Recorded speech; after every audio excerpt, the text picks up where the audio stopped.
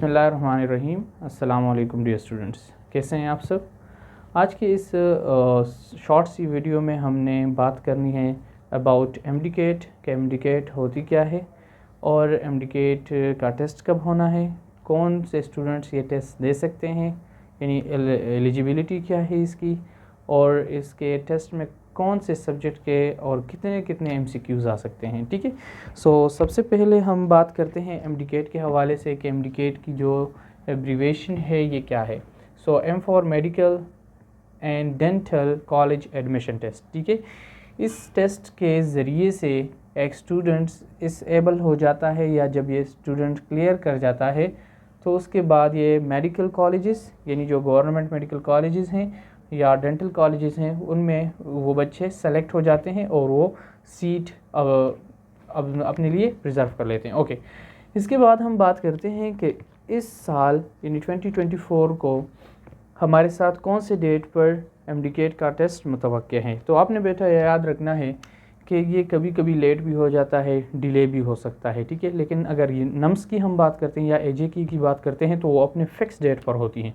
लेकिन एमडीकेट जिस तरह लास्ट टाइम आपने सुना होगा, और कुछ स्टूडेंट्स अगर रिपीटर हैं तो उन्होंने 2 टाइम टेस्ट दिया था। ठीक है, कभी कभी आउट हो जाता है या कभी दूसरे मसले मसाइल की वजह से ये आगे पीछे होती रहती हैं। ठीक है, लेकिन इस बार जो डेट मुतवक्किया है वो 27 अगस्त है। ठीक है, 2024।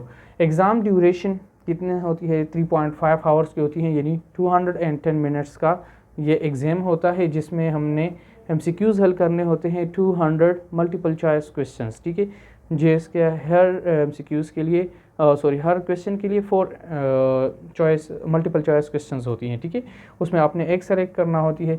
दूसरी बात हमारे पास आती है एज लिमिट। तो इसके लिए कोई भी एज लिमिटेशन नहीं है।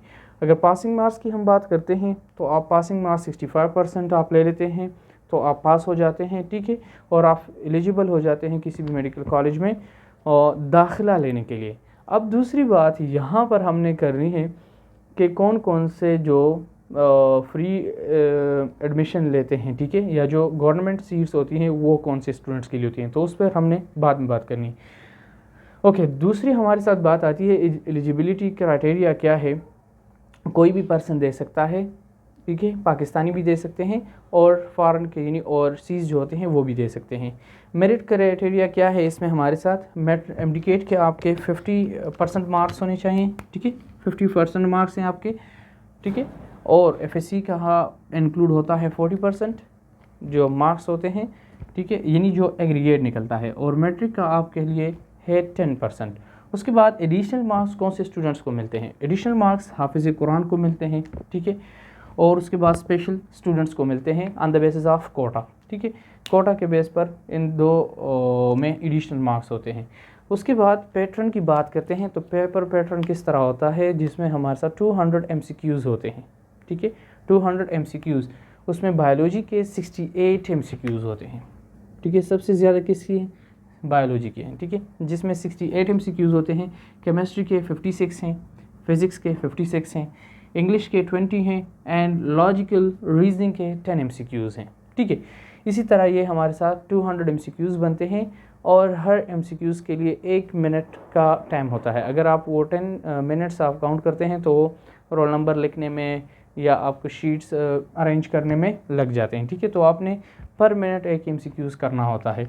पासिंग क्राइटेरिया क्या है, यहाँ पर हमने 65% मिनिमम की बात की थी। ठीक है, यहाँ पर हमारे साथ पासिंग की बात आती है। तो पासिंग, और वहाँ पर मैंने बात की थी कि हमने लास्ट में इसके बारे में बात करनी है। ठीक है, 55% है, 130 एमसीक्यूज़ आपने सॉल्व कर लिए हैं, 130 एमसीक्यूज़ आपके आ गए हैं। ठीक है, 200 में से तो आप पास हो जाते हैं और मेडिकल कॉलेजेस में आपको एडमिशन मिल सकती है। 50% डेंटल कॉलेजेस के लिए हैं। ठीक है, और दूसरी बात अगर हम करते हैं कि हमारे साथ ये टेस्ट कहाँ कहाँ पर दिए जाते हैं या इनके कौन कौन से सेंटर होते हैं, तो याद रखें कि दूसरे टेस्टिंग सर्विसेज की तरह या हम टेस्टिंग एजेंसीज़ की बात करें तो हर ज़िला, हर डिस्ट्रिक्ट या हर तहसील में नहीं हो सकती। ठीक है, ये हमारे साथ इसकी अपनी नेशनल जगह हैं वहाँ पर होती हैं। ठीक है, तकरीबन 29 प्लेसेस आर देयर, जिसमें सबसे पहले अगर हम पंजाब की बात करें तो लाहौर, सियालकोट, हरीपुर, एबटाबाद, मुल्तान, साहिवाल, कराची, डियाहान, फैसलाबाद, फिर इस्लामाबाद, हैदराबाद, फिर पेशावर, पेशावर के बाद गुजरांवाला, क्वेटा, नवाब शाह, स्वात, मालकन, ठीक है, डीजी खान यानी डेरा गाजी खान, मुजफ्फराबाद, मीरपुर एंड गिलगित बल्तिस्तान, ठीक है, वहाँ पर ये टेस्ट कंडक्ट किए जाते हैं।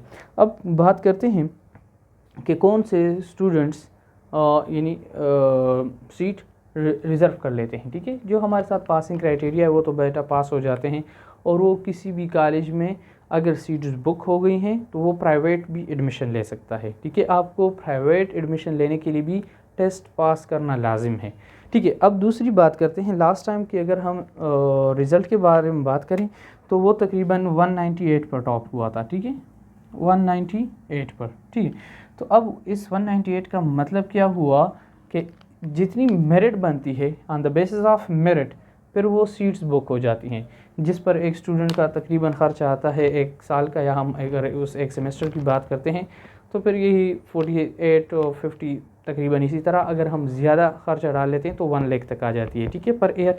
तो ये गवर्नमेंट सीट्स होती हैं, यानी जो बच्चे काबिल होते हैं और वो काम कर लेते हैं तो उन्हें गवर्नमेंट सीट्स प्रोवाइड हो जाती हैं, ठीक है, वो सीट्स कैप्चर कर लेते हैं। अच्छा, इसके बाद हमने बात करनी है कि हमने कौन से MCQs और कौन से चैप्टर्स को सॉल्व करना है।